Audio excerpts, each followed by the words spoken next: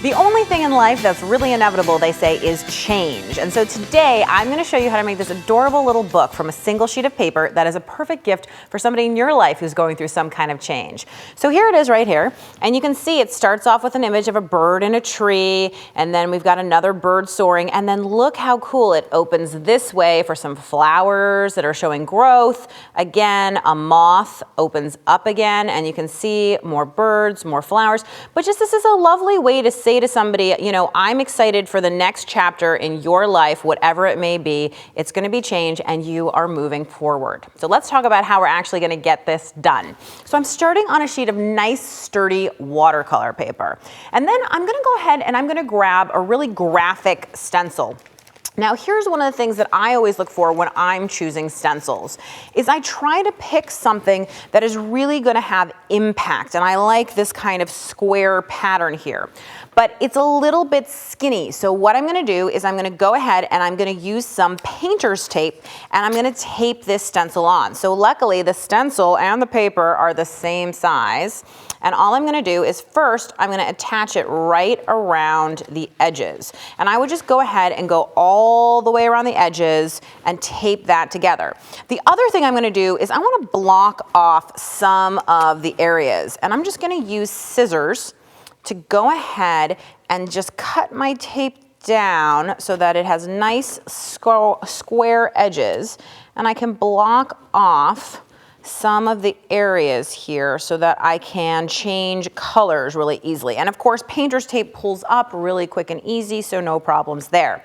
Once you've gone ahead and you have taped this whole thing down, what you'll see is you have something that looks like this. And you can see how it doesn't matter that this is like 3 pieces of tape, it's just holding everything together. So the next thing is I'm going to pick my colors of paint.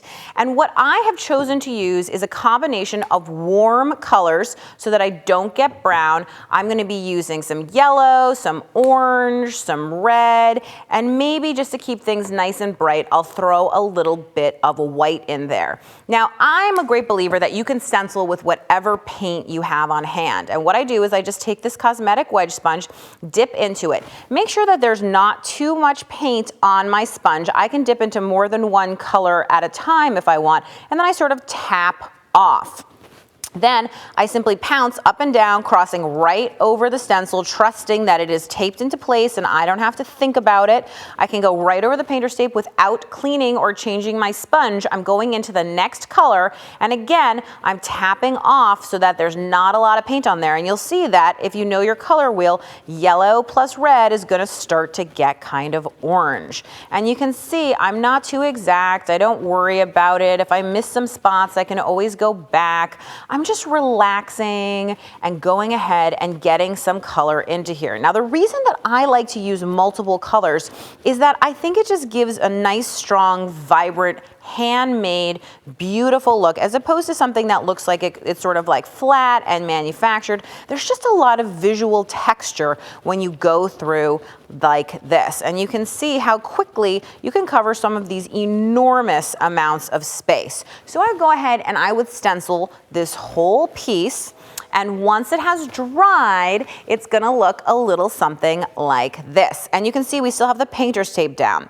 So now, what I'm gonna do is I'm gonna go ahead and pull off the painter's tape in these particular areas, but not from around the edge. And then I'm gonna use a contrasting color, which in this case is purple. And I'm gonna go ahead and dip in and just go ahead and stencil. Now you have to be a little bit careful here just because we don't wanna go over the edges. So I'm just gonna use this mindfully. We're mindfully stenciling. So once that's all done, you're gonna have something that looks like this. And obviously the stencil's been removed and you can see how good it looks. So now what I'm gonna do is you can tell this has been folded. I'm gonna fold it in half. I'm gonna fold it back. You might wanna use a bone folder or something else to make sure that your creases are really nice and tight. And then I'm gonna go ahead and fold it this way. So I have 4 sections, and then I'm gonna do the same thing in the other direction so that all together I will now have 16 sections.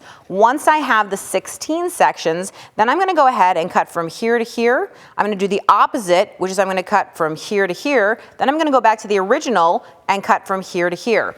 And once I've done that cutting, you'll see it looks like this. So what I'm gonna do is I'm gonna fold it, putting white sides together, meaning white sides together. So white sides together, then these two white sides together, then it's gonna be these two white sides together, then it's gonna be these two white sides together, and you can see if I put some adhesive on the white sides, I'm gonna end up with an awesome little kinetic book which opens up in so many different directions. It's a book made from a single sheet of paper. So the next step is I have a collection of stencils that for me send the message of change that I'm wanting to send. I've got moths and birds and flowers, butterflies, all sorts of great stuff. And what I'm gonna do now is I'm gonna go ahead and add these images onto my book. So I'm just gonna put out some black paint, and I just thought the black added a nice sort of shadowy contrast.